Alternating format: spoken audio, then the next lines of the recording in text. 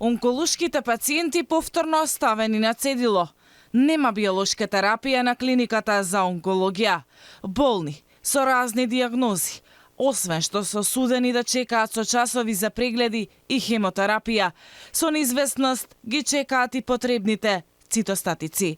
Една од нив е Елизабета Ристовска. Разочарана и гневна, ги прашува здравствените власти. После скандалот со онкологија, дали на овој начин ќе ја вратат довербата во здравствениот систем? Медицинската сестра што всушност издава лекови и боцка и кажете на докторите дека фез го нема. И сега тука стоиш 2 часа во ред, викам мола, и она века нема, фез го заврши, тука ти се јавува револт. Знаеш, малку е неубаво 2 часа да дремеш и да седиш. Ние во петокот поставивме прашање на онкологија, затоа што баш имаше жени, девојки што треба да доаѓат од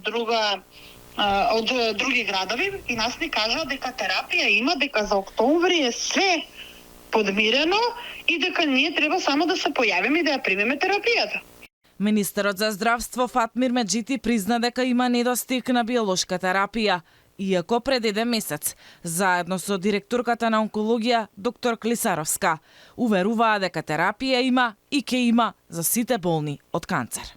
Има дефицит на терапија, се случува во одредени времења да има дефицит на терапија, на таква биолошка скапа терапија, ама тоа е поради, мораме да објасниме за јавноста и за пациентите, дека тој број на дијагностицирани за жал со такви тешки дијагнози, со карциноми, од ден на ден расте и кога се прават такви набавки на лекови на биолошка терапија со условен буџет, некогаш не може да се предвидат и се случува за неколку дена да има недостиг на биолошка терапија. Скандалот онкологија веќе цел месец ја тресе јавноста. Се уште се бара вистината. Досега од институциите нема ништо конкретно.